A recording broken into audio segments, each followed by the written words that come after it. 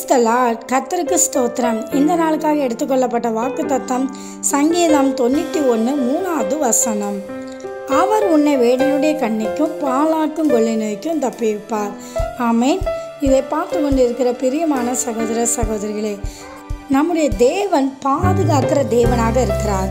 அவர் உங்களையும் பாதுகாப்பார். அவர் உங்களை வேடனுடைய கண்ணிக்கும் பாலாக்கும் கொள்ளை நோய்க்கும் தப்பிவிப்பார். இந்த வார்த்தையை நீங்கள் விசுவாசித்து இதை அறிக்கை செய்து ஜெபிங்கள். தேவன் இந்த வசனத்தின்படியே உங்களை பாதுகாப்பார். ஆமென். தேவன் தாமே உங்களை ஆசீர்வதிப்பாராக.